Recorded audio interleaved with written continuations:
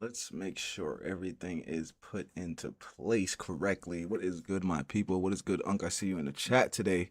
We was gonna do some X timeline today, but I think I kind of changed my mind because I really want to listen to this this China um video, but we'll get into it. But anyways, today is Friday. Appreciate everybody for stopping by.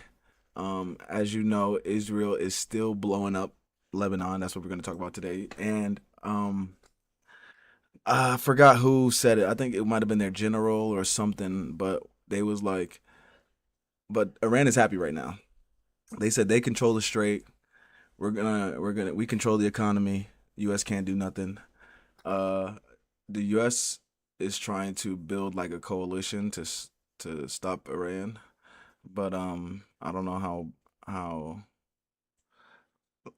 like I think Hegseth went into a meeting the other day talking about spending more money for the war. So I don't know how long that's gonna take like to get like put into place, but that's going on. So there, of course, there's the war is still going on strong. Nothing is over. I don't know if anybody thinks anybody Iran is still winning at this point technically because they still have the Strait of Hormuz closed and no regime change. So and nuclear weapons.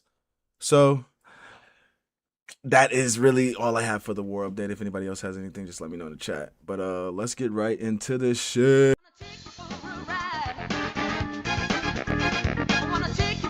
The bitch shaking it, showing it. You this, you that. We laughing at them together. Oh! So stop treating these mother like they mean something. Let's go to TikTok.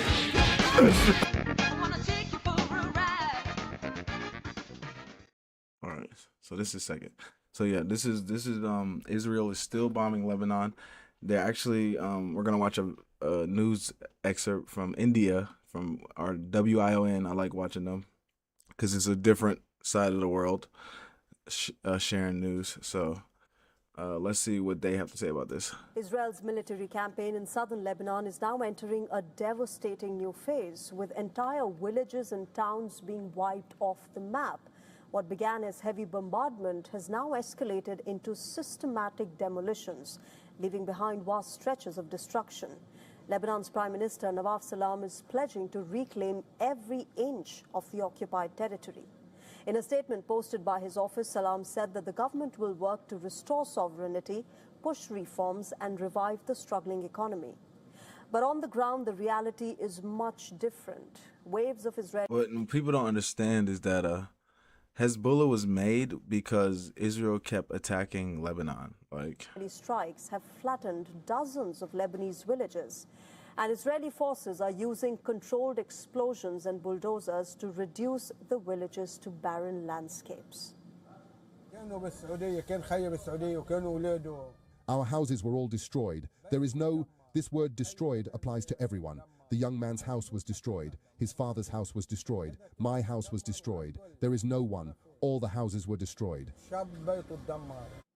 Anger is spilling onto the streets as well. Dozens of displaced Lebanese residents and local leaders gathered in the capital, Beirut, accusing Israel of continuing demolitions despite a ceasefire announced on the 17th of April. They say Israel has been carrying out demolitions in more than 50 villages in the south and preventing residents from returning. We can't go back. It's been bulldozed. Basically, there's nothing to go back to, and they are preventing us from returning. Many who managed to return to their homes in South Lebanon found their homes in ruins. We have to go back home to our city. Where else can we go? The last time they attacked the house, we repaired the damage, but this time they hit it again.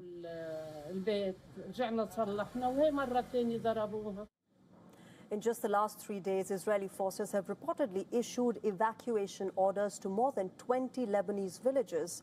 And on ground, the violence continues to intensify, with Israel claiming that it has struck over 40 targets across southern Lebanon. Lebanon's health ministry reports that at least 17 people have been killed in the recent Israeli attacks, including 6 in a strike on the village of Zebdin. Visuals show Israeli fighter jets overhead and thick smoke rising from various Lebanese towns like Yahmor and Majdal Salem. Everybody's like, why isn't Iran not opening the strait? Why aren't they listening? This is why. Israel keeps bombing Lebanon, and Iran has said explicitly, you need to stop bombing Lebanon for the ceasefire to exist. Israel has also released the footage of airstrikes targeting what it calls underground tunnel networks in Ras Beada, while Hezbollah claims it has carried out over a dozen new strikes targeting Israeli troops, tanks and equipment. The Israeli military says that it has intercepted Hezbollah drones and reported injuries among its soldiers as well. Despite the ceasefire on paper, the conflict shows no signs of slowing down, as southern Lebanon continues to bear the brunt of it. And then the Lebanon prime minister said he's going to get every inch back. Like, imagine. He said he's going to get every inch back. Like, I'm trying to tell you guys, these people are not playing around. This is not a fucking game. This is legit war, and I hope y'all understand how serious this is. This isn't like, I said it last stream, it's not a game, bro. It's not a joke. Niggas are actually dying. There were probably people in them tunnels that they blew up. Hopefully they weren't, but they were probably. That's why they blew them up. And then they're dead. They don't go home to their families, to their moms, to their dads, to their sons, to their daughters. They don't go home to their wives, to their husbands. Well, to their wives, because I know it's not no fucking females.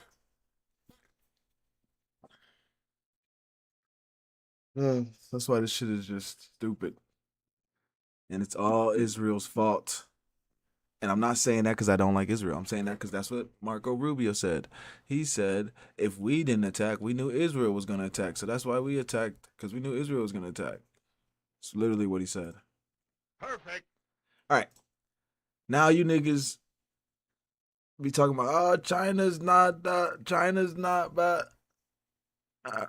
We got here Cyrus Jansen, okay? He's gonna explain to us why China is, because you niggas, since niggas don't believe what I say, let's hear from Cyrus. Let's see what he has to say. So we can just get right into it, man. All right, can you perfect. introduce yourself real quick to the people? Absolutely. So my name is Cyrus Jansen. I'm an American that has lived abroad for many years, and have run a geopolitical channel on YouTube. Just my name, Cyrus Jansen. Talk all things geopolitics. Heavy focus on China since I lived there for over 10 years. And yeah, just trying to dissect all of the crazy geopolitical stories we got going on in the world every day. Nice.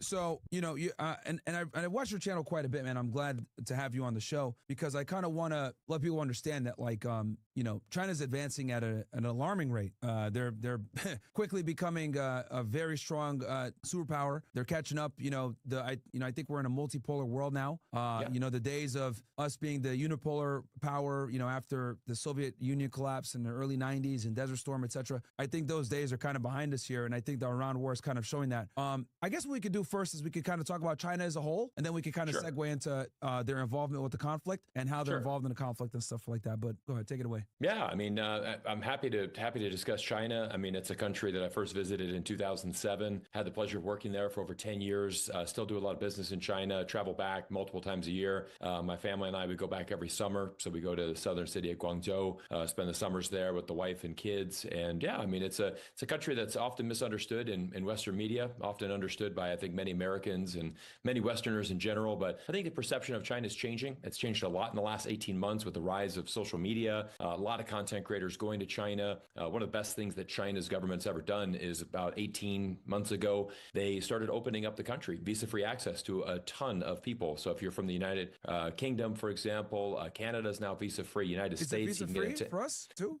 Visa-free, you can get a 10-day transit visa. So basically, if let's say you arrive in Beijing, you have to fly out of a different city. But yeah, you can basically get a 240-hour visa. So that's 10 days, you can be in China without a visa. You basically land there, get a transit visa, fly out of another city. So it's becoming much more accessible, to a lot of people. And actually, interesting fun fact, China is on track to become the #1 tourism economy in 2026. You have a tremendous amount of international visitors going there now. And kind of interesting because, the United States is hosting the FIFA World Cup this year, biggest sporting event in the world. But yet, a lot of people aren't coming for that. And, FIFA is already canceling hotel rooms because the need for hotels is not as much as they expected it would be. So kind of an interesting thing. Again, widely misunderstood, and happy to answer any questions you got, or, anything you want to talk specifically about China. Yeah. So you mentioned that tourism is going up. It's interesting because I know, I'm sure you're familiar with the streamer Speed. He went ahead and did a stream in China. And, He did.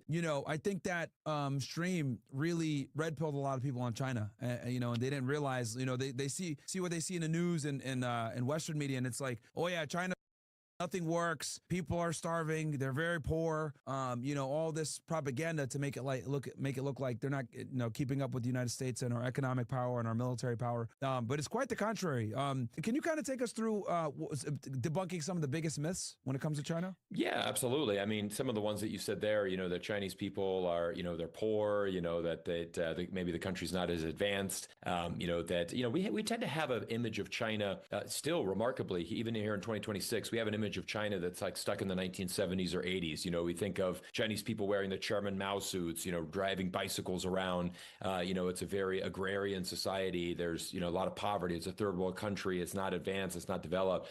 It couldn't be farther from the truth. You go to any of these major cities, you're seeing some of the best infrastructure that you'll find on the planet, whether it's the railway stations, the subway stations, the airports, incredible. But what's also really awesome is, a lot of tourists go to the big ones, Shanghai, Beijing, they go to Xi'an to go see the terracotta warriors. What's actually a better story is when you go to the second, third, fourth tier cities and you start to see how much those have improved as well. So some of these cities, you've never heard of, but, they have remarkable subway systems. They have incredible high-speed rails. The cities are extremely clean. I've been able to witness firsthand a huge transformation in China. I mean, I was on the ground in 2007 when pollution was absolutely rampant. I'm talking pollution levels where, you could be at a red light and not be able to see if it was red or green because the pollution was that thick.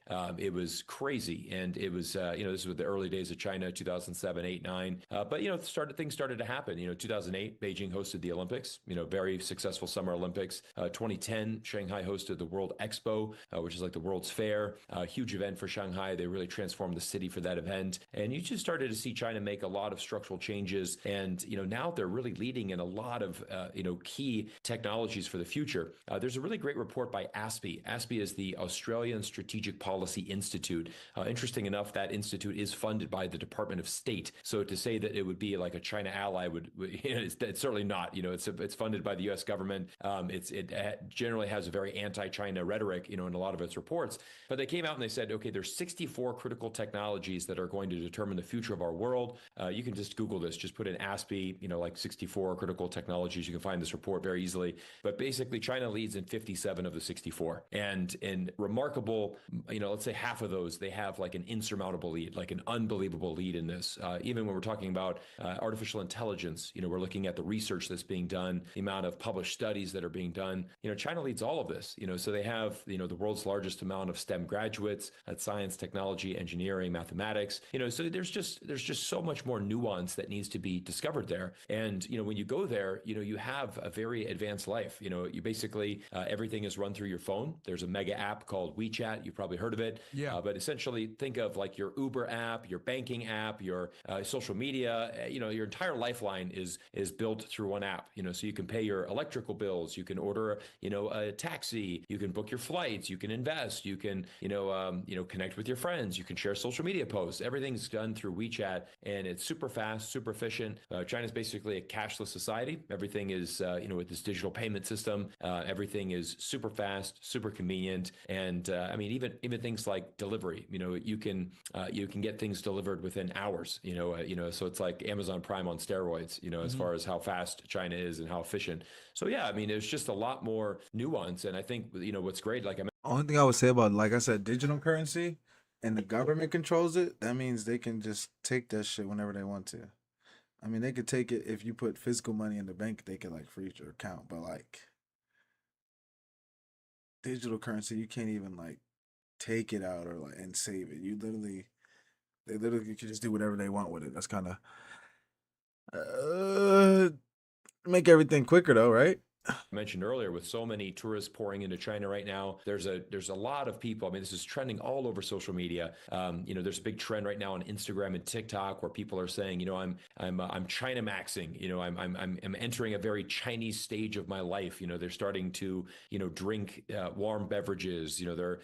Chinese, for example, they don't drink like cold water. They don't drink ice water. Everything is room temperature because it's better for your body. So people are starting to yeah. So people are like there's a trend on Instagram right now, like I'm entering a Chinese phase of my life where I'm drinking tea a lot more. I'm, doing yoga. I'm going for walks. I'm, just connecting with nature and, trying to live this like Chinese style life. So it's been kind of interesting to see, how, the global perception of China is changing. And, at the same time, the United States under Donald Trump, our image is certainly not advancing, over the last, 12 to 15 months.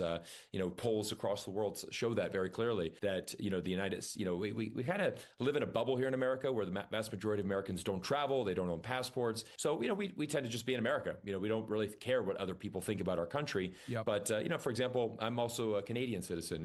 I lived in Canada for many years. My wife, my kids were all dual citizens. And, I could tell you very clearly, a lot of Canadians are not happy with the United States right now. Yeah. Definitely not happy with Donald Trump. And, there's never been a more patriotic time for Canadians to really embrace their roots because, when Donald Trump says, hey, you guys are the 51st state, we're going to take you over. That is Canada lives because of the United States, and obviously that's carrying you off. I know he just struck a deal with China recently too. A strategic energy deal not too long ago. 100%. So yeah.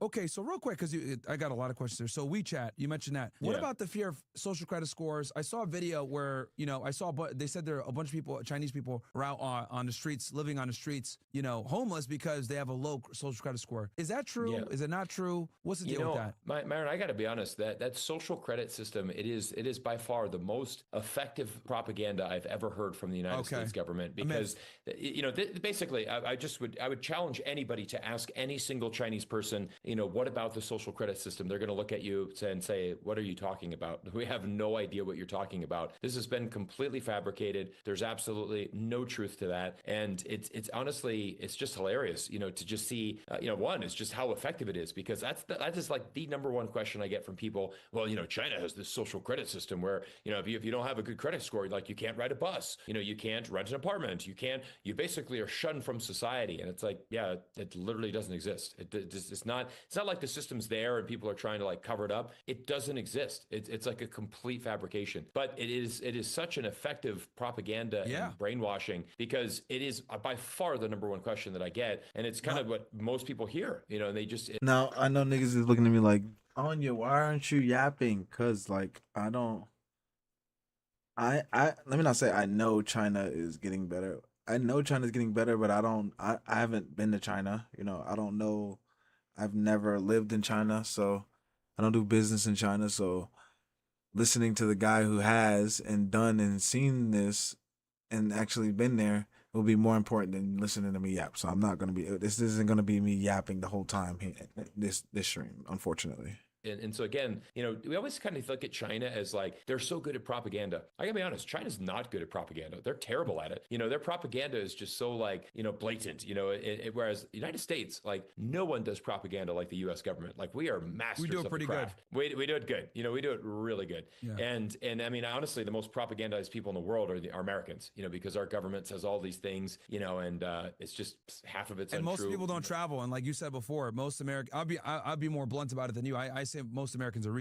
And the reason why is because they don't travel, they don't go see other countries. A lot of them don't have a passport. They watch Fox News. They believe everything that they see on Fox News. And the whole ideology or concept that like, hey, look, maybe we need to, do a little bit of diplomacy, or maybe we don't run the world or as much as we think we are, or like, we're in a multipolar world. They'll scoff at that and be like, no way, you don't know, no way, Yeah, I mean, and you talk about the multipolar world. I mean, America is strongest when we have great relations with our allies. I mean, who doesn't want to be an ally of the United States? I mean, and this is, for example, all of Europe looks looks to the United States as the effective leader of the world. They want to make sure that they have good relations with the United States. But honestly, so many European countries are fed up right now with America. They're not happy with the United States, the leadership from Donald Trump. And, they've been very vocal about this. And we've seen this. There's an interesting poll from Politico that came out, and they asked residents of the United Kingdom, France, Germany, and Yeah, I was about to say a lot of NATO was talking about like, no, we don't support what they're doing. So yeah, a lot of NATO really like was condemning what U.S. and Israel were doing. and Canada is the fourth one. They basically asked them a simple question. Who do you think is a better partner to rely on in the future, China or the United States under Donald Trump? And all four countries, they all now have said that you have more people actually saying it's better to rely on China for our future than it is the United States under Trump. And so again, a lot of Americans, I tell that to people and they're like, who cares? I don't care what Canadians think. I don't care what British think. I don't care what the French think. Who cares about these people? Well, you know what? Honestly, it's good to have friends. It's good to have allies, and I think we've had an amazing relationship with Canada. You can't ask for a better neighbor than Canada. Obviously they've been a reliable partner, and again, this is a very personal issue for me since I'm a dual citizen. Now I lived in Vancouver for 5 years. There's the border between Vancouver and the United States. There's a peace arch, symbolizing the friendship between the United States and Canada, and it says we are separated by a border, but we are brothers. And let us always remember this amazing relationship that we have. We're two countries, united, and our friendship should last forever. Something along those lines. It's not a direct quote, but it's about like that. And then to hear the president just say, we don't even have a border. Right? There's some imaginary line drawn. There's no real border between the United States and Canada. Yeah, there is. It's an international border. We have passports. We have different countries. Like it's a sovereign nation. Oh my God, Unc with the 25 subs. Holy fuck, Unc. Relax. We just started. God, well, we're 32 minutes in, but goddamn, Unc. Holy shit. Fucking goat, bro. I love this guy. Sound completely ridiculous. And again, Canadians love America. Canadians follow U.S. politics. They watch TV shows. They, all the sports teams, all Canadians have a great, passion for the United States. But all of a sudden you disrespect us. Nah, Unc, I'm actually going to trick out my podcast shit. So now when you come back, it's going to look way better. It's going to have my goal, my all my stuff up. So don't worry. And you say, whoa, we're not a country. We're not sovereign. We're basically Americans. No, we're not Americans. We're Canadians. Again, we love you guys, but got to know your boundaries. And at the end of the day, we are still Canadian. So it's little things like that where, again, a lot of people might think big deal. It is actually a big deal because you want to have those close allies around the world, and that's unfortunately something that's changing very quickly over the last 15 months.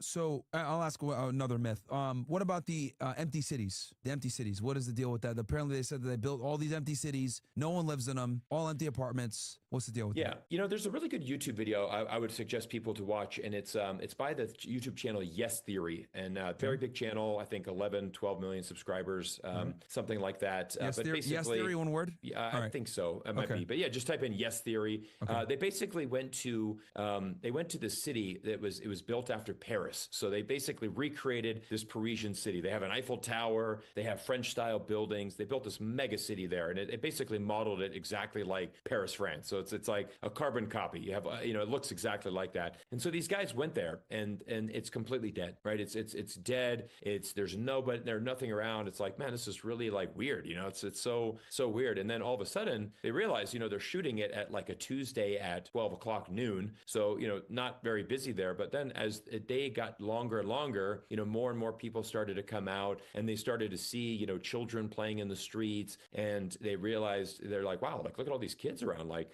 where are your parents at? And they're like, oh, we're just out here playing. That's what we do in China, right? We don't have to worry about safety. It's a very safe country. And so all of a sudden they, if you watch that video, they kind of come to an end, and they're like, we kind of came here hearing this thing that there's these ghost cities and that everything's falling apart. We actually found like, China's amazing, and like this actual city is, actually, obviously we came at like a Tuesday at 12 noon. No, it's not going to be that busy because people are working, they're doing things, but all of a sudden at nighttime it starts to fill up. A lot of times what China does does as well is, they build cities for the future, and so they're going to build, it's almost like the Field of Dreams, that movie where they, build it and they will come, where the guy in the movie, he builds a baseball field and everyone's like, dude, why are you building this random baseball field in Iowa of all places? And so he builds this baseball field and then all of a sudden everybody comes to play baseball and, you have to build it first. And so, that was a similar thing in China, is where they started building these mega cities and eventually they start filling up. And, I'm not going to say that there's not like every single project is successful. I'm sure there's, still some projects that maybe didn't sell out as much, but it's nowhere near, what Western media is telling you. And again, one of the things that China does better than probably arguably any other country is really planning for that future. So, if we're going to build these cities, because, usually what they'll do is they'll tie it into an economic reason. For example, we're going to develop this new part of a city. We're going to build all these apartments. And because we're going to start building factories there, we're going to start building, different industries in this area. And obviously, if these new factories come, we're going to have places for people to live. And we're basically going to create this new city. And so, yeah, it's again, a little bit of nuance is needed to understand. Unc, exactly with another how that 20. works. Oh my God. I want to talk about a little bit about the energy. Unc, you're gonna make me lose my fucking mind. Oh my God. You are the fucking GOAT, bro. Oh my goodness, bro. Unc, look at me. You're gonna make me lose my fucking mind. Stop acting up. Love you, Unc. You're the GOAT. China with renewable energy, electric cars, and rare earth metals. I guess we could hit renewable energy first. I know they're number one in the world right now, if I'm not mistaken, for solar panels. Can we talk about that a little bit in their renewable energy mode? I'm sure they're probably a little bit more motivated. Yo, no cap. Yo, this Cyrus nigga be yapping for real. Like, I mean, even though we're asking him questions, he be yapping. I be like, golly, when this nigga gonna stop? But we want him to keep going. But okay, let me see. Okay. Strait of Hormuz being closed as well. Yeah, I mean, actually, I made a video on my YouTube channel talking about, like, is China the biggest winner of the Iran war? And it was an interesting thing because, I want to kind of bring it back to AI first because, we I want to say yes, China is one of the big winners of the Iran war right now. often hear AI, right? The future of AI. It's the United States versus China, and this is an interesting one because both countries have incredible engineers, scientists. Both countries are absolutely leading, in AI, right? If you're looking at AI, it's the United States and China. There's not really any other countries that are as dominant as these two. So that it's really kind of like a two-man race, if you will. But no matter how many great engineers you have, no matter how many great systems you can build, it comes down to the data centers, right? It comes down to, AI needs a tremendous amount of electricity. And this is where China has a strategic advantage for the future. So there's a really famous graph, if you look at energy, production over the last 25 years, you look at the United States, it's relatively flat. Our energy grid in the United States has remained completely flat for 25 years. We've had essentially no growth at all. But China, because 25 years ago, it started investing in renewable energy. It started, again, it dominates solar panels. If you do some research on this, actually, back around the turn of the century, the state of Michigan, actually, believe it or not, was actually one of the most dominant players in solar panel production. They at that time, they were around 45%, worldwide production was coming out of factories in Michigan, believe it or not. So again, the United States was well positioned, but China was able to produce a better quality product at a better price point and really be able to dominate that market. Now we're shifting to a point where, these cells that are used in these solar panels, about 98% are made in China now. And so again, when we're looking at solar power, tremendous amount of solar power is being used, throughout China. We're looking at wind turbines. We're looking at hydroelectric dams. There's a really fun fact. China just started construction on the world's biggest hydro dam that's going to be in the mountains of Tibet. Upon completion, that one project alone in Tibet will generate as much power as the entire United Kingdom annually. So really? You just think, wow. Yeah. So you think about they're think freaking about what out China, right now. Right, they're freaking out right now with energy as we speak because of the Strait of Hormuz. They had to, subsidize energy prices. The government's going to be subsidizing it. But Keir Starmer did like a whole press conference a month ago on this. But sorry, continue on. Yeah. Sorry. No. So I mean, it's just interesting because obviously you look at the amount of electricity electricity that China's already producing. Well, by the time that this dam gets completed, you're now going to add in an entire United Kingdom's worth of electricity,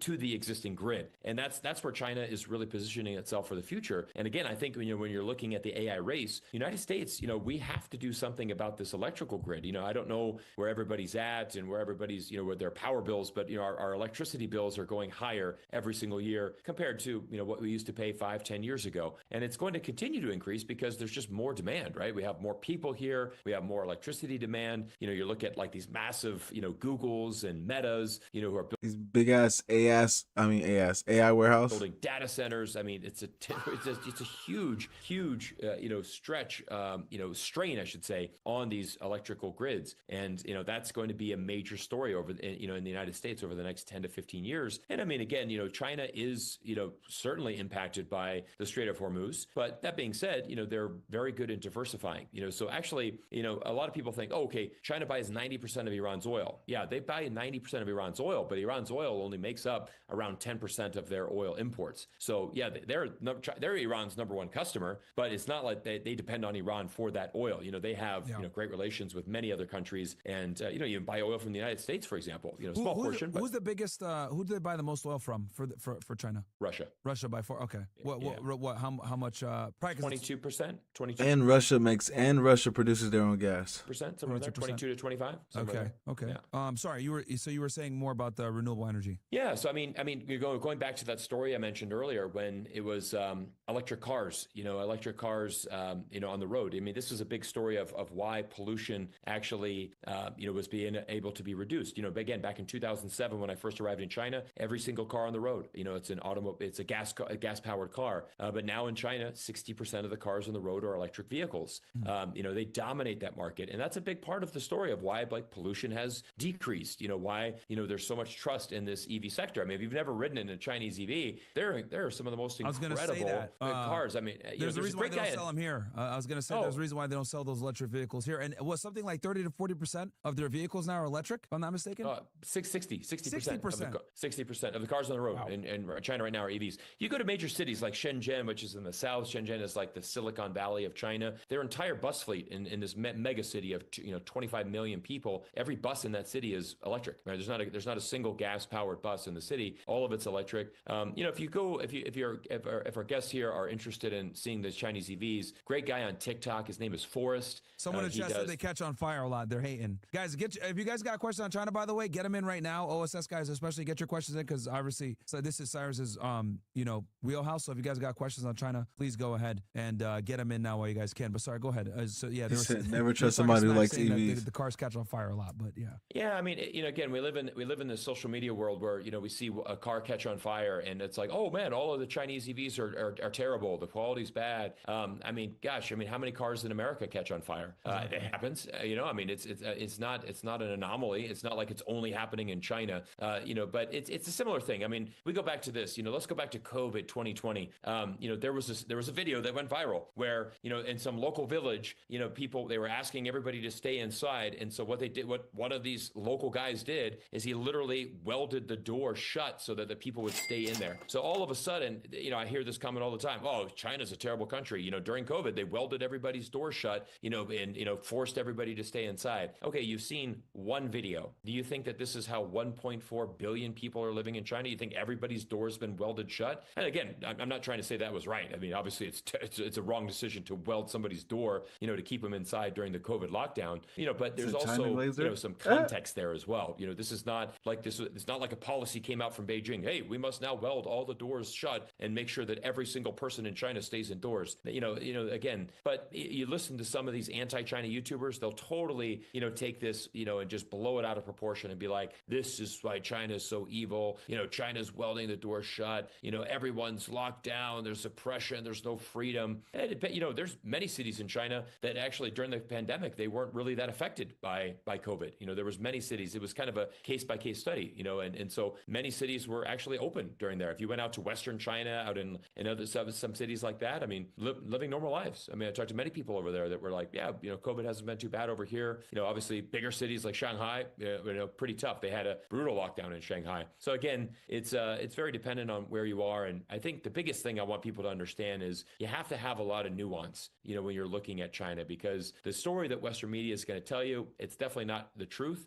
China's not perfect. I mean, it certainly has its problems. It's certainly, I mean, right now, I mean, let's be honest, the economy right now is not strong in China. The real estate market is correcting severely. A lot of correction there. Youth unemployment significantly high right now, close to like 20% in China, which is a very, very tough metric for the younger generation. So it's not all peaches, it's not all roses and rainbows over there in China. I mean, they've had their problems. They have their problems that they're continuing to deal with. But I mean, name me a country that doesn't have problems that we're not trying to solve and go through right now. I mean, you look at the rising cost of living here in the United States, it's astronomical. I mean, it's remarkable how much prices have increased across the board, no matter where you are, in the United States. When you talk about daily living and just compare that to 5 years ago, what the prices were. So rare earth metals. This is something that's really important. Obviously, this is why Trump wanted to take Greenland, right? You look at, like, I know one of the main ones that the U.S. government is really interested in was like dysprosium, which, for the viewers here, I know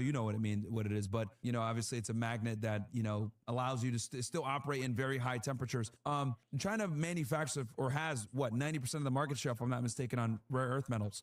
Can you talk about that a little bit and why that's so important and why this actually has me very concerned, as an American, that, like, strategically speaking, this can be a serious problem for us. It is, and I want to kind of rewind it back a little bit, because rare earth metals, they're not actually rare. That's just like that's basically just the name. So we tend to think of like, oh, these are rare, like we can't find them anywhere. That's not the actual meaning of the word. There's rare earths all over the world. There's tons of rare earths in Canada, in the United States, in Australia, China, Russia, Ukraine. I mean, they're all over the place. Greenland as well. But the issue is the processing, and this is kind of where that we need to really get a little technical and kind of understand this. So in the United States, when we look at these rare earth minerals, we can process them up to a 99.5% purity. That's the highest we get to do in the United States. We just don't have the capacity to get any closer than that. But interesting enough, China can go to 99.9% purity. Now that difference is 0.4% or 0.4, but it's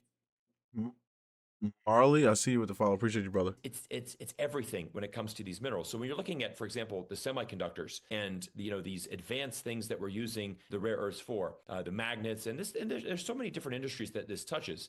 You look at like titanium, for example. 40% of an F-35 fighter jet, 40% of that aircraft is titanium.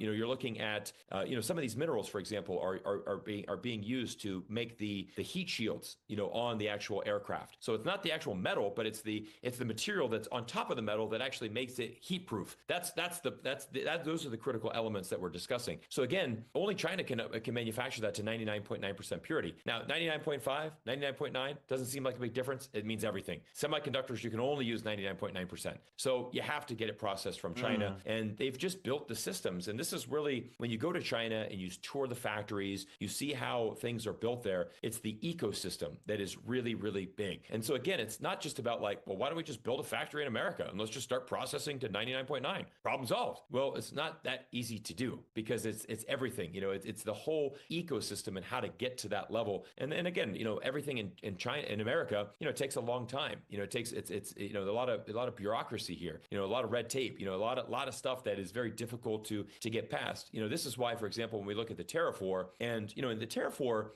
in theory, it makes sense on paper, right? If we charge, for example, if you're wearing Nike shoes. And you know what? We don't want those manufactured in China anymore. So what we're going to do is we're going to put 100% tariff on it. That way that Nike is forced to now open a factory in the United States. Well, the issue with that is, even if Nike's on board with that, how long is it going to take to build a factory in America, right? How long is it going to take to get your supply chains rerouted from China to the United States, right? I mean, this is like a 5 to 10 year plan. Because I mean, you think Nike has one factory? They've got hundreds of factories all over Southeast Asia. They're not only manufacturing in China, but Bangladesh, Vietnam, many different countries. But you think about the steps of how Nike has been doing that, right? Nike didn't go to China last year. They've been there for decades manufacturing. So you think of like the investments, the billions of dollars that Nike's been investing overseas, building these factories, building these supply chains, getting it to the point where they can get an affordable shoe made at a very cost-efficient price, to then import back into the United States. And obviously, as a publicly traded company, what is their goal? Their goal is to maximize shareholder value. So again, it's they want to manufacture overseas because they can increase their profit margins. I mean, I think Dave Chappelle had a really good segment there where he's just like, man, it's like we don't want to make Nikes. We want to wear them. Like who the hell wants wants to work in an American factory making Nike shoes, like I want to wear Nikes. I don't want to make them. And so again, like, but you're also looking at the policy. If you and I are Nike executives, Myron, and we're thinking, okay, Donald Trump wants to put these tariffs in, are we just going to start okay, let's put in these plans. Okay, well, it's going to take a year to get the building plans done. Yep. In order to get, we're going to get an architect to design the factory. We got to go through the U.S. government to get it approved. Okay, great. Now we've broken ground. It's going to take another couple of years to build that. Now we're going to start rerouting. I mean, again, this is multiple years in the making. So it's not like, I've talked to so many Americans who are like, oh, great, let's just start bringing manufacturing back to America. Like, we don't need China anymore. It takes forever. It takes forever to do that. And it's funny because when Trump was first announcing these tariffs, like a bunch of these, like, guys from the top 500 Fortune 500 companies came in and were like, hey, look, are you serious about these tariffs? Are you going to like actually like, bring these, like have a long-term infrastructure, or are you just doing this for, trade purposes and have a trade war? He didn't want to do it. He didn't want to answer their questions. So we know what it's for. It was more about, to hardline on negotiations versus actually bringing trade back, which is tariffs in theory, if you actually see it all the way through, can work, but it's a long-term process because like you said, yes, you have to bring all that infrastructure back over to actually manufacture the products here. It is. And I think, there's a really interesting speech by J.D. Vance last year when he said, globalization has failed. It's failed. It's been a failed experiment because, and this was his words verbatim. He said, because China and these other countries like Vietnam, they were supposed to remain, at the bottom. Like basically, we don't mind them manufacturing our stuff. That's cool. Like you guys can have a factory, you can make our stuff, but you guys are below us, right? America's number one. You've got to be below us. But what happened is that China was very good at manufacturing. If you go back 20 years ago, China didn't innovate. China copied, right? Yep. China was definitely they were a copycat nation, right? And so what happened is like, if you had these great pairs of Nikes, they're like, okay, let's break down these Nikes. How did these Americans make these Nikes? How do they do it? We're going to make our own version. We're going to make a fake version of it. We're able to copy your technology very good. And that was the same, whether it was, electronics or this or that. But then what happened is that China started innovating. So you start saying is they said, well, we don't want to just be the world's manufacturer. We now want to be also the inventor and also the supplier. And we want you guys to buy from us. We want to buy from Chinese companies. So that's what happened. This is like when we're looking at the electric vehicle market, the EVs blow anything Tesla has out of the water. I mean, they're just so much more advanced, so much more, well engineered. I mean, it's honestly fascinating when you go and drive these cars in person for the first time, in China, or you take a DD. DD would be like your local taxi. So you take a DD, I mean, you're going to get an EV car, and they have different levels, so you can get like the super high end level, where the guy shows up in white gloves. It's like a professional chauffeur, driving you around the city, and it's like, I mean, you're talking like $100,000 car, and it's like, wow, this is nice. I mean, you want to talk about luxury, that's the $100,000 Chinese EV. That's that's like a Rolls Royce level. I mean, it's super high end luxury. And so again, they're they like, got cheap ones too, right? That are very affordable, if I'm not mistaken. I think I saw one of their videos that there's one, they got EVs for as low as like 10,000 US. 100%. Yeah, 100%. Yeah. So like the BYD Seal, I believe it is. I think it's like their lowest price point is, about $10,000. You can get a, very functional, high performing car that runs great. And so, that's, I made a video where I went to Azerbaijan last year, and I actually was, that was my first time being able to test drive a BYD because I can't get it in the United States. It's illegal. But interesting enough, Myron, when I was at the Consumer Electronics Show, which is the biggest tech show in the world every year in Las Vegas, every first week of January, there was no presence of Ford, GM, none of the American was there. But what they did is all of the Chinese manufacturers drove their cars up from Mexico with Mexican plates across the border and drove them to Las Vegas. And that was the talk of the town. Everybody wanted to see the Chinese EVs. Oh, wow. And so, yeah, you had a huge void there, right? I mean, again, this is... And they let them in. The customs let them in. They let them in for just for that show. Okay, for the show. Yeah, they let them in for that show. Maybe they stayed there. I don't know. I mean, maybe somebody got it in. I mean, interesting enough. I mean, I think there's you can import a car from China into the United States. You're just going to get 100% tariff on it. Yeah. So you're going to get and you have to go through the logistics of shipping that and all that. Interesting enough, you can look this up. Jim Farley, who is the CEO of Ford, he went to Shanghai. He was so impressed with the SUVs there that's literally what he did. He put a SUV on an airplane, flew it to Detroit, and there's multiple reports. You can Google this where he just said, "Look, man, I'm driving my Chinese SUV along the streets of Detroit. I don't want to give it up, man. It's like that thing is awesome. Like I absolutely love that Chinese EV." So it's kind of like, dude, you're the CEO of Ford and you're driving a Chinese EV in Detroit. I mean, like I can't give you a better testimony of like the quality of Chinese EVs than if you've got the CEO of Ford going through that hassle of paying all the import tax. I don't know how much it costs to ship a car on an airplane from from China to Detroit. It ain't cheap though. So I mean, but that's what he did. China's relationship like with it. Great questions. I mean, look at how advanced.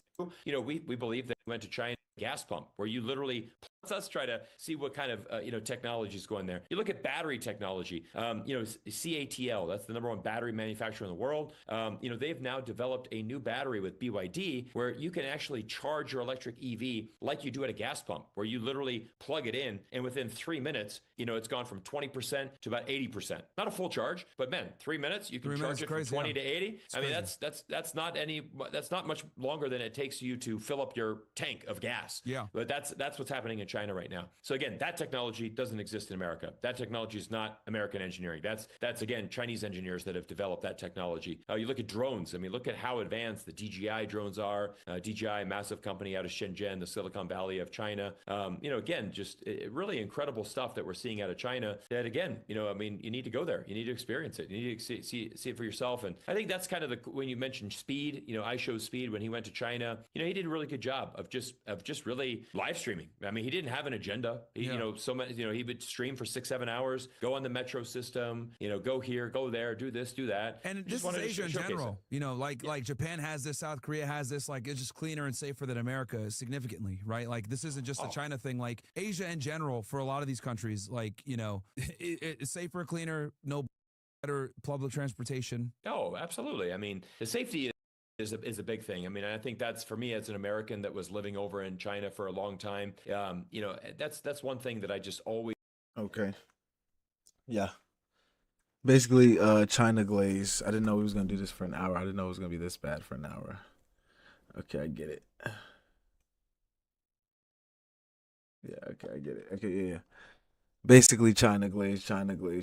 But like I was telling you guys, China isn't too far behind America, if even neck and neck, okay?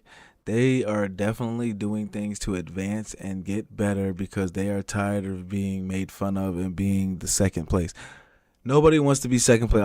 Nobody wants to be second place. So that's why it's like we can't be pissing off all of our friends, because when they switch up and they become their friends, there's nothing we're going to be able to do.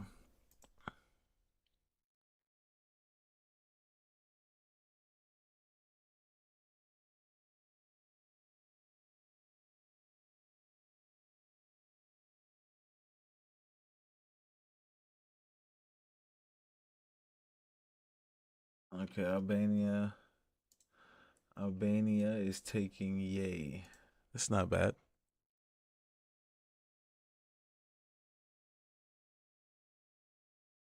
Stealing some of the booze afterwards. Casper tells the girlfriend got a new man.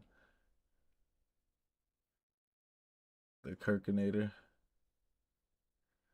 Ground invasion coming.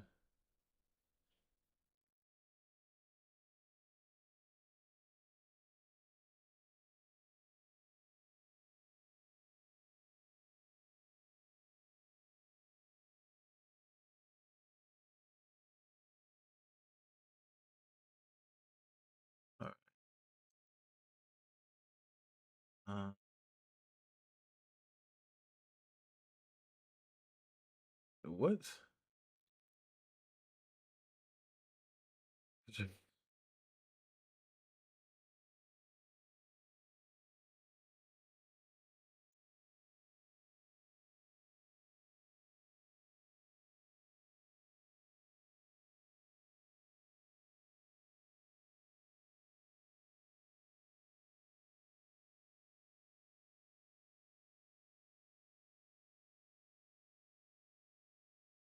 Yeah, that's disgusting.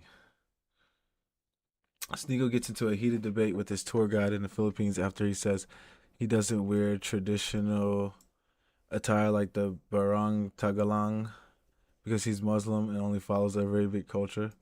I understand you're Muslim, but you can still wear it. There's nothing haram about it. You're not Arabic, bro. You don't have to be Arab to be Muslim. Even me, I'm not wearing Barong Tagalog anymore, bro. Since I'm a Filipino Muslim, we have a different culture. And me as a Filipino, I don't wear the Barong Tagalog. Even me, I'm not wearing Barong Tagalog anymore, bro. Since I'm a Filipino Muslim, we have a different culture. And me as a Filipino, I don't wear the Barong Tagalog. Yeah, I'm not sure, how does being Muslim change from Filipino culture. Like, even though most of the people are Christian, I feel like it doesn't blend into the culture. You know, people, your faith. He's just so punchable. He just always like, you don't like, he always has to make a video about somebody. Like, you don't always have to make a video about one of your friends, all right? That you disagree with, all right? It's like if me and Myron disagreed about something and I made a video about him and been like, Myron exposed, red pill is dead, like some shit like that. And then he'll be like, Myron, I was just joking. Like, what the fuck? It's the only thing about Sneeko that's annoying. He doesn't have to determine the culture.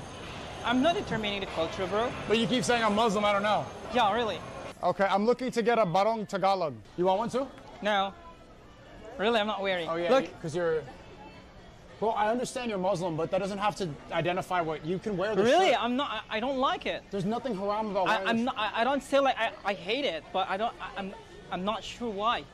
I don't know why. You're not Arabic, bro. Even I'm not, but I So love what are you their talking culture. about? Really. You want to be Arabic or Muslim? No, I'm not. I don't want. Well, Islam has nothing to do. You don't have to be Arab to be a Muslim. Not him pressing him to wear a fucking pair of piece of clothing. Like, oh my goodness, Sneeko and Neon, them too. Neon, he's just retarded. He's just a retarded little kid. Sneeko's a grown ass fucking man. Well, let me not say Neon's a retarded little kid. That nigga's like 22 or 23 now. Neon's just retarded. He's not a little kid. He's just retarded. Sneeko's fucking. He knows better. I don't even know why he's pressing him about this. Wait, show him the photo. He just showed me a picture of it like he's wearing a Saudi thobe. Dude, if you can wear a Saudi thobe, you can wear a barong Tagalog. No, it is Filipino. not. It is because my character in my content, I'm teaching Arabic, and I'm sharing the Arab culture. Nigga, you're not Arabic though. No, I'm sharing the Arab culture. But you're not Arab. Even though. Yo, you are. What are you talking about? Guys, Like, I'm not even gonna lie to you, bro. Like, Please, what are you guys, talking even about? if any Filipino here watching in this live, please. No, but that doesn't make any sense, bro. You're from the Philippines. Even though. Do you? Okay. I studied Arabic language. And then what's worse is his tour guide. It's not even like his cameraman or something. Like, why do you even fuck what this nigga's wearing? And I graduated in Medina University in Saudi Arabia. But do you understand that doesn't make you Arab? You're not Arab. Even though, but I love their culture and I want to share it to my Filipino. Salamat. Thank you. Yo, this nigga, what the fuck? This is why guys have problem with high body count. Let's see what these dumb bitches say. Do you understand why guys would have a problem with a woman with a high body count, though? Do you understand the logic behind it? I think it's insecurity. That's where it comes from. I think it's insecurity. That's where it comes from. Excellent. Like, do they really want to have a woman that is just a virgin? Because she's not gonna be good, and she's gonna have no experience. They don't need you to be good, though. Like I would say, men don't need you to be good or have experience. They would actually prefer you not to have anything because they would rather be able to teach you everything, and instead of you knowing everything or knowing how to do everything like a fucking whore. Anyways. That's so boring. Isn't that It's boring? not boring. Whores be like. That's so boring. I'll tell you what, That's it's so not boring. like, that just sounds transactional to me. Guys that are alpha guys that are, want to be, head of households and consider themselves leaders and want to, provide for their women, and they don't find it unattractive that a woman would have. Yeah, I already just told you that. She's about to tell you the same exact thing. A man would rather he teach you than he know that you learned from somebody else. All right? Woman screams I love you and has to be helped out of prison after her husband was executed in Texas for killing 2 people. Oh, shoot, he killed 2 people? Oh. What are we doing?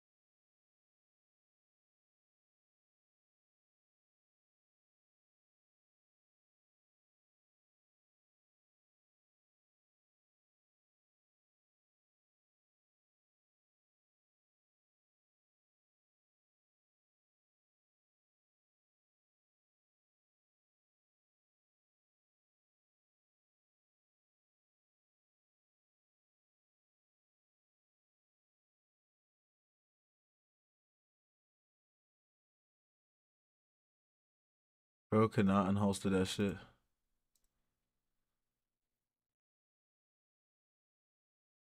Nigga could not unholster that shit for nothing. We just want them to be into it. Facts. Facts, facts, facts.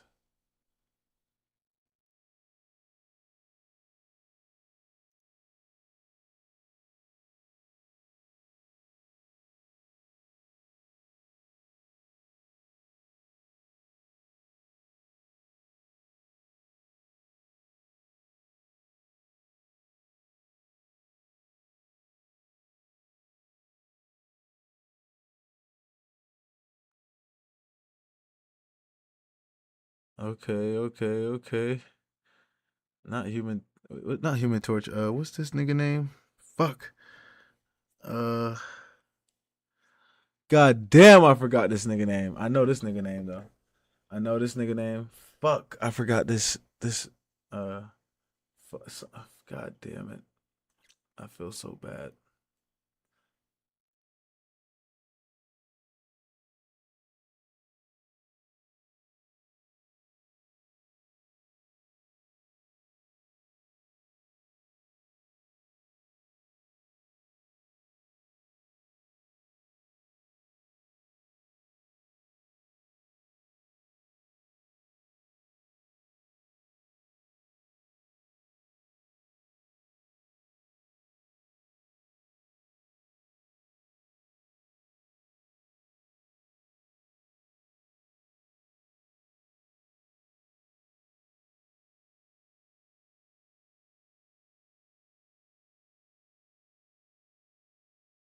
Okay, I'm not watching this. What are we doing? This is literally demonic women post video using Charlie Kirk's assassination sounds for outfit transitions. This is gross. Yeah, that's crazy. Bitch said, motherfucker said Charlie Kirk assassination sounds. Assassination sounds. That's actually sick and insane.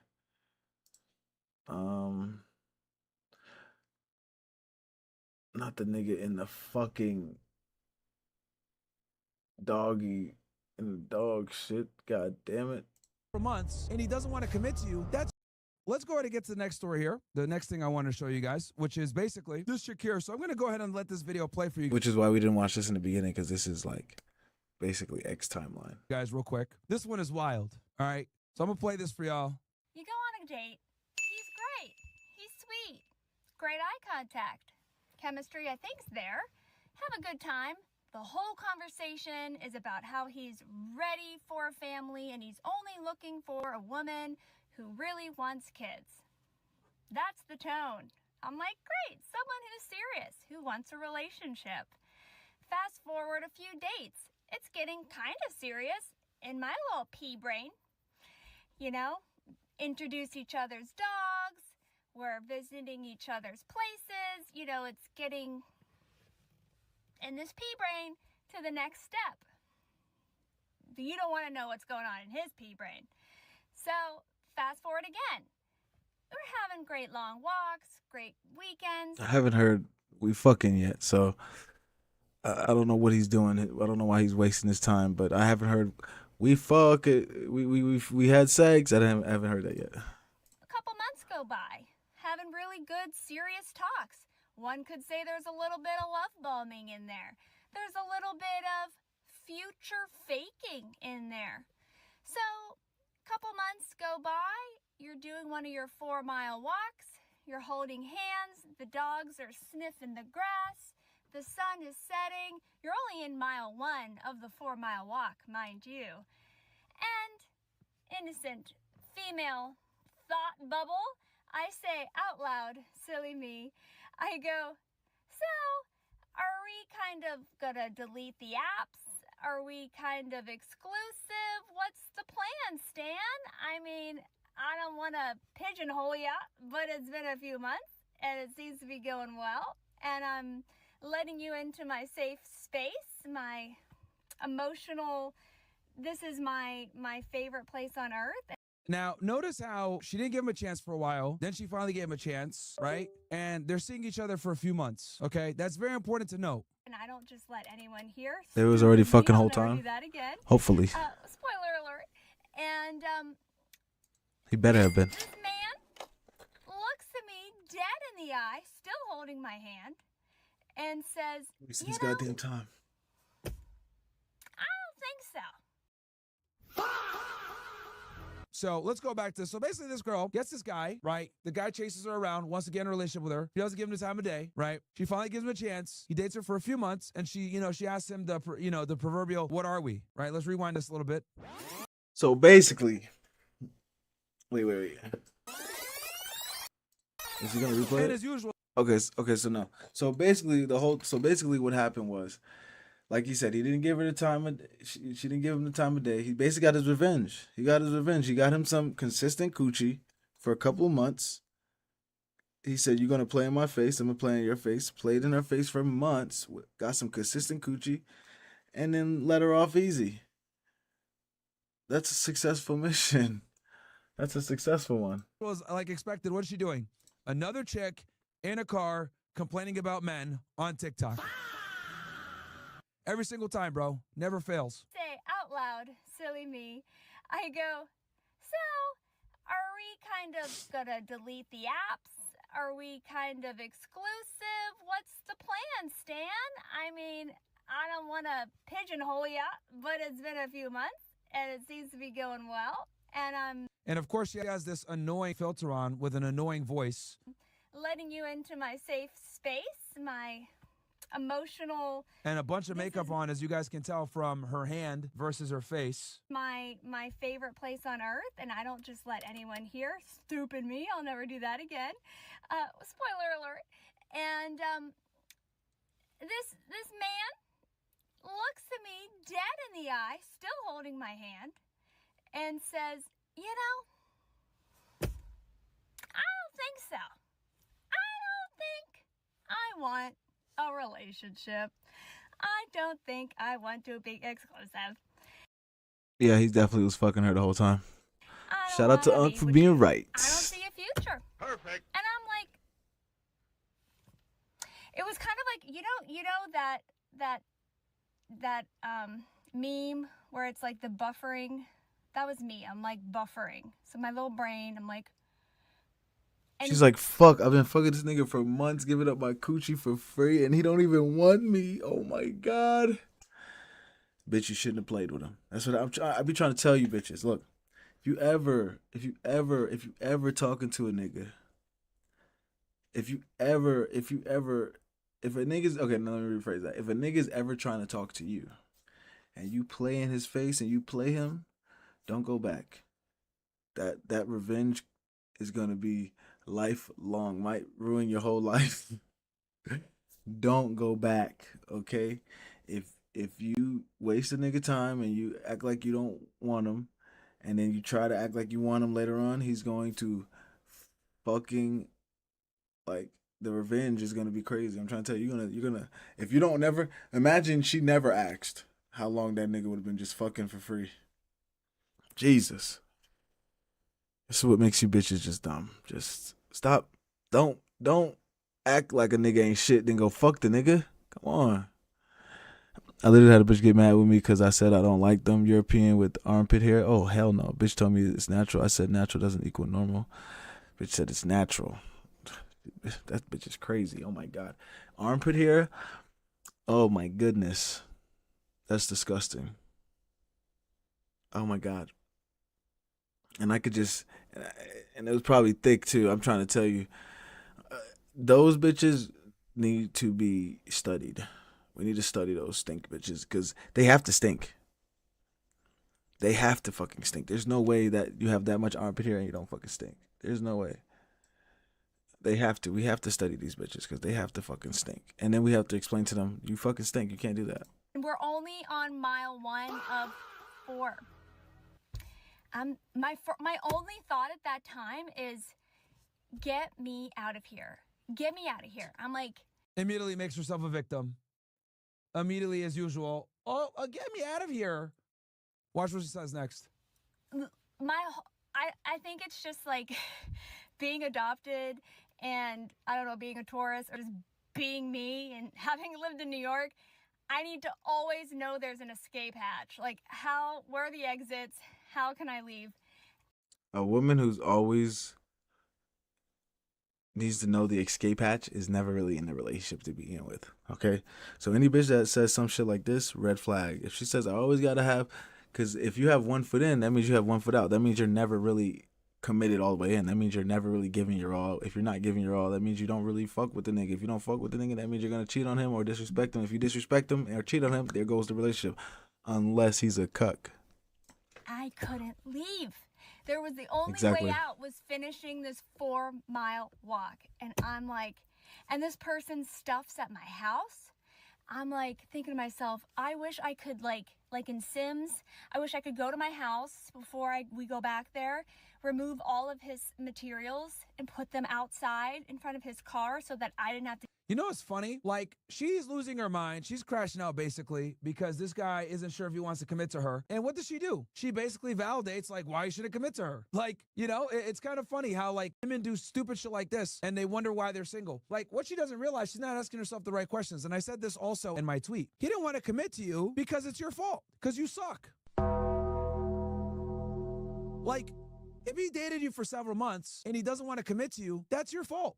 That means you're more than likely a sucky girlfriend. Okay? Insufferable That's what bitch. it probably means. But women don't. But imagine she made a video about this nigga, so just imagine everything else she did about this nigga. I like to hear this shit, right? Like, I go, what she doesn't realize is it's her fault he did not want to commit after months of seeing her. Women fail to realize it's their job to convince the man to settle, not his, right? And the thing is, right, and I think this girl's like a TV anchor or some shit like that. Like, she's like a news anchor or something like that. Like, and this is actually very common with girls that do, like, you know, entertainment around social media. Yeah, Girls that are, like, in Alexandra on entertainment or TV. social media, another reason why I tell you guys not to wife them is because they don't do wifey duties. They don't cook. They don't clean. They don't, like, do anything that they, like, should really be doing as a girlfriend or a wife, right? She probably talks a lot. Her voice is annoying, right? So women that are in entertainment, right, or social media don't tend to make good girlfriends because they think, right, their career is good enough. Or, oh, I work really hard. I'm Or their career matters. Not even good enough that it matters, and it don't. famous, so I get to kind of chill. I don't have to like do wifey duties, and that's fine. A lot of guys aren't really going to complain about that. But you know what's going to happen? You're just not going to get wifed. That's what's going to happen. So when it's time, And the niggas who aren't complaining about you not doing it aren't going to are the niggas that just trying to. Well, the niggas who aren't complaining are the simps. The simps are the ones who won't complain about you not doing anything, but you won't like them, so you'll end up losing. You'll end up leaving them anyway. And then what's worse is the niggas who do, like Myron said, you won't get wifed up. So it's a LL everywhere you go. Every right, when way you you go on a split it. walk with a guy and you ask him, what are we? And he gives you that, I don't know. That's your fault as a female. You do not do a good job of convincing him to get in a long-term relationship with you because you didn't add enough value. So he doesn't know. That's really what it is. That's really what it comes down to. He didn't see any value in taking it to the next level because more than likely she's only good for. And to be honest with you guys, this is where most women actually fall. Give This the is best. actually where a majority of Western Them hoes be good for lying. I not love much it. more else, which is why I don't usually do this looking ass. he doesn't want to commit. She's lucky he's at least being honest. Like, he could have just been like, oh yeah, let me wife you, and then like, you know, go and see other girls on the side like this nigga Klay Thompson. Right, which we'll talk about that here in a second too. But Oh God, he could have been a lame and been like, yeah, you could be my girl, you could be my girl, and you know, not tell her what's up. Like he could have been lame like that, even though like he's still cool for fucking other bitches. It's like he's lame for not telling her he likes fucking other bitches. But yeah, he could have been a lame and never said anything, or never like he could have been a lame, and I mean he could have been yeah, like you said, he could have been like Clay and just cuffed you and never said anything and just fucked other bitches. Like you gotta, you motherfuckers, women have to. You have to understand. Look, you have to trust men to be men. All right. Men since the dawn of time have liked fucking multiple women at once. It's just how men operate. That's just how men have been made. Okay, our biology is like that. I can nut 100 times in a year. You know why? Because I'm supposed to spread my seed and procreate. I can't procreate unless I have multiple women because women can only get pregnant one time a year. So I couldn't really spread if only one woman could get pregnant because then it wouldn't be as much as 5 women getting pregnant at one time.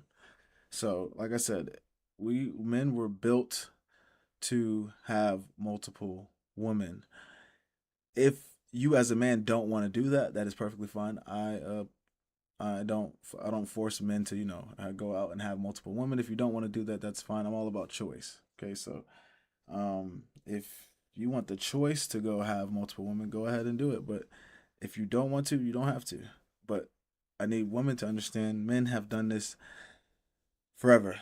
You got to get over it. Can you be mad? Sure, go be mad. Go throw the glass on the floor. Go break the fucking plate. Do whatever you got to do. Just don't leave that nigga, because the nigga you run into gonna be 100 times worse, and then you have to run into him 10 more times before you run into that other nigga again. So it's like, this is a big waste of time, bro. Big fucking waste of time. My goodness. It was a good stream today, though. Nice, easy, nothing too crazy. Got a nice little rundown, a little bit about China from Cyrus, telling us about how we have been propagandized by America to think China is behind and retarded and slow, and they don't know what they're doing. They're just copying everything still. No, they're innovating, they're changing, and they're figuring out different ways on how to get energy and how to become a world power. So we either need to catch up or surpass them, or we're gonna get left behind. But only way we can really do that is if we start manufacturing our own stuff, which was the whole point of the tariffs. But like they said, if you don't have that only works long term, because you still have to build the companies and whatnot. So that's not a short term answer. But yeah, China is not. And then you got to remember, while we at war, they still want Taiwan. So while they're getting big and strong, and their weapons are still, they're piling up their weapons right now, we're losing our forces and our weapons fighting against Iran. But yeah, I appreciate everybody for stopping by. Unc is the GOAT with the fucking subs today. Holy shit.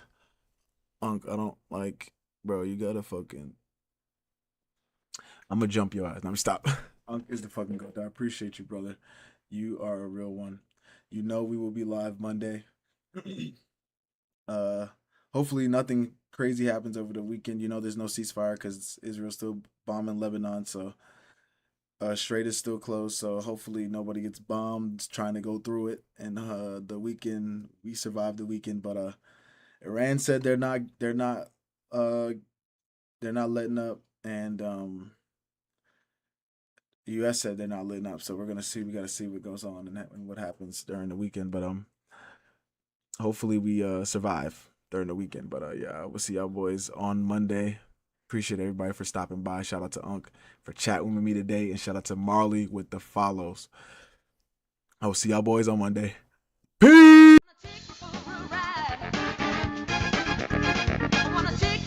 The bitch shaking it, showing it. You this, you that. We laughing at them together. Oh! So stop treating these like they mean something. Let's go to TikTok.